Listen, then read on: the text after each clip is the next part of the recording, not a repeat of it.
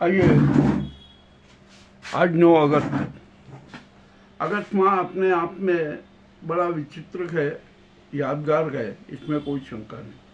आइए आज हम 9 अगस्त की बात कर लेते हैं। आज 9 अगस्त को रक्षाबंधन पर्व आया। बहनें अपने भाइयों के प्यार के लिए रक्षा सूत्र बांधे।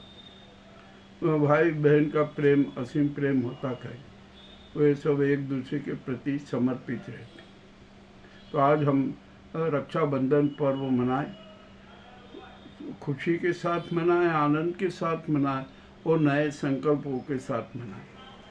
अब हमें यहाँ पर क्या करना है, हम 147 करोड़ जनता को राष्ट्र की रक्षा के लिए हमें एक संकल्प बनना है। हमें देश के लिए, सामाजिक व्यवस्थाओं के लिए, न्याय व्यवस्था के लिए, संविधान के लिए, कानून के लिए, देश में स्वर्णिम स्थिति लाने के लिए हमें नया संकल्प लेना, एक रक्षा सूत्र बांधना है।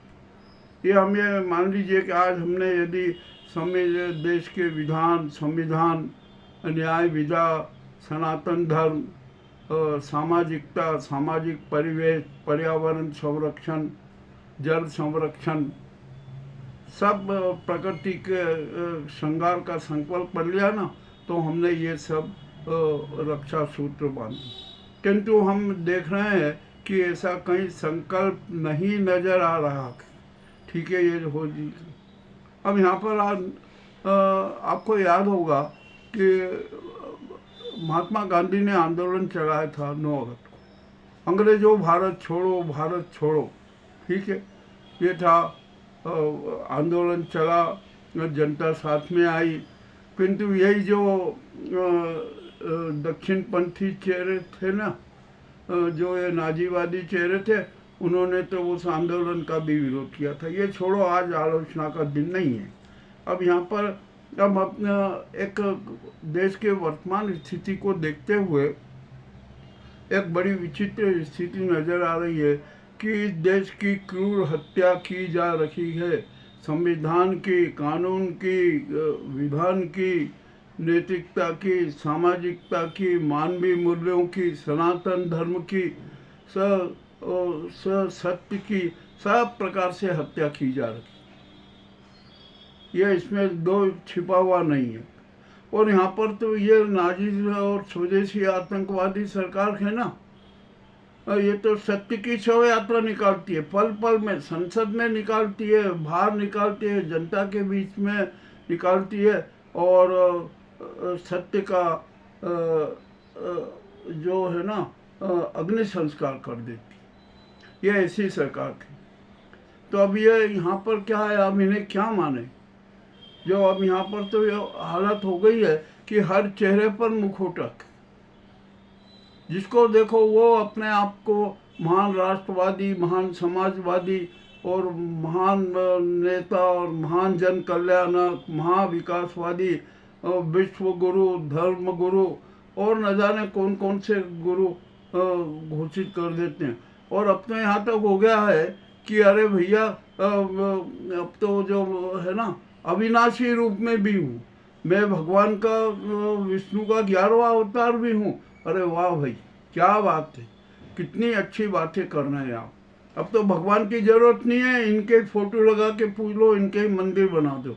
अब भगवान विष्णु के 11वें अवतार है ना, तो नहीं आप मनाओगे? मनाना चाहिए आपको, इनके फोटो लगाओ, इनकी मूर्तियाँ बनाओ। किंतु अब ये जनता का विवेक चैतन्य हो चुका और अब वो सकारात्मक हो चुका।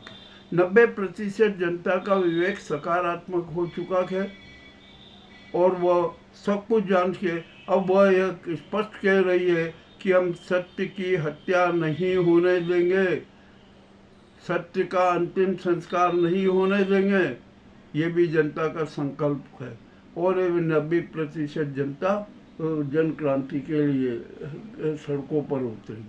और अब तो ये साफ कहना है जनता की एक ही आवाज़ है कि देश के गद्दारों, स्वदेशी आतंकियों, देश की हत्या करने वालों, न्याय विधा की हत्या करने वालों, संविधान की हत्या करने वालों, कानून की हत्या करने वालों, सनातन धर्म की हत्या करने वालों, सत्य की हत्या करने वालों, मानवीय मूल्यों की हत्या करने वालों, अरे शातिर षड्यंत्री दरिंदों, शातिर शिकारियों, अब ये भारत छोड़ो, भारत छोड़ो, संसद छोड़ो, आपकी जरूरत नहीं है।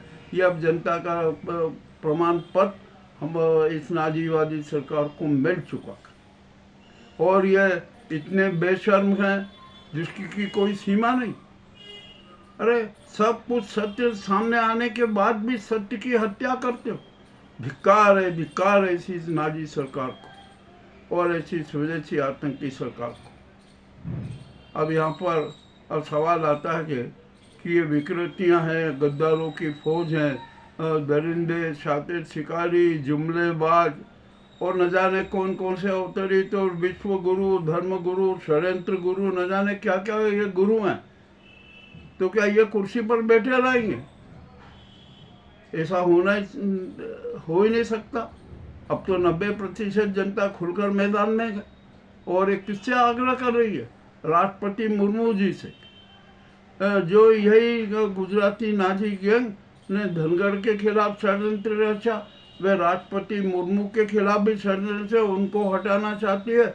और जो भगवान विष्णु के अवतार है ना, वो राष्ट्रपति पद पर बैठना चाहते हैं। अरे तुम तो विष्णु के अवतार हो, यूं ही बैठ जाओगे, जादुई करिश्मा कर दो। इसका मतलब ये हुआ कि आप जनता को धोखा दे, आप जनता के साथ विश्वासघात कर रहे हैं, देश के साथ विश्वासघात कर रहे हैं।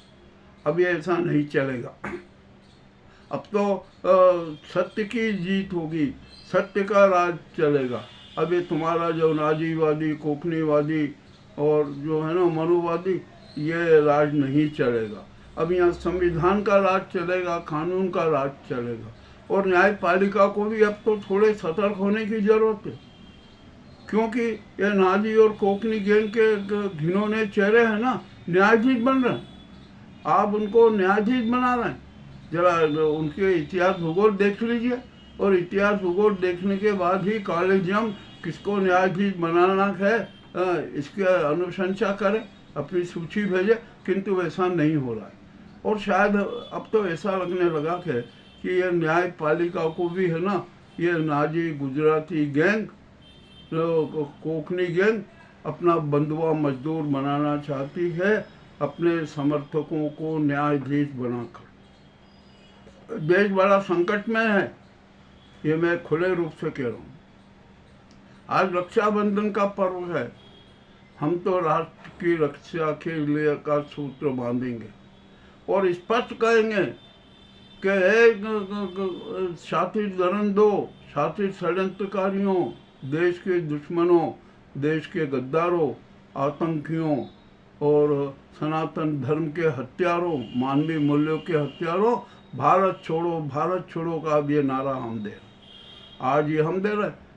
महात्मा गांधी ने आवाज़ उठाई थी कि अंग्रेजों भारत छोड़ो, और आज 90% जनता आवाज़ उठा रही है कि नाजीवादी कोकनी गैंग और ये गुजराती गैंग सत्ता छोड़े, संसद छोड़े और देश छोड़े। और यदि अब इन्होंने ऐसा नहीं किया ना, तो 90% जनता सड़कों पर उतरेगी, इनको पकड़ेगी, इनके जो है ना सारे काले कारनामों की सजा देगी।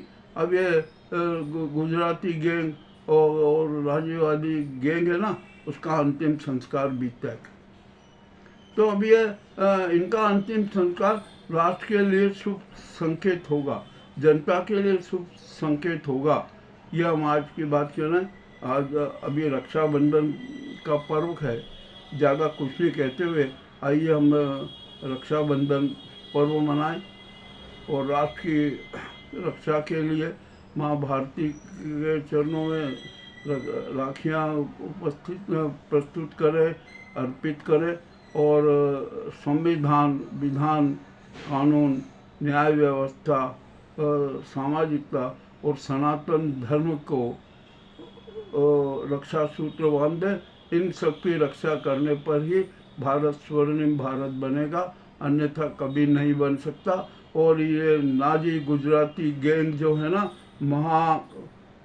शिकारी गैंग है, दरिंदों की गैंग है, इस गैंग का भी सफाया करना पड़ेगा। ये जनता का लक्ष्य है। और रक्षाबंधन पर्व पर 90% जनता को यही संकल्प लेना है। अब जन क्रांति अनिवार्य है, और अब तो 147 करोड़ जनता को भी है ना विवेकवादी बनना पड़ेगा, आत्म विवेक दीप चैतन्य करना पड़ेगा, प्रज्वलित करना पड़ेगा, और उसकी रोशनी में ही अपनी जीवन यात्रा पूर्ण करना पड़ेगी।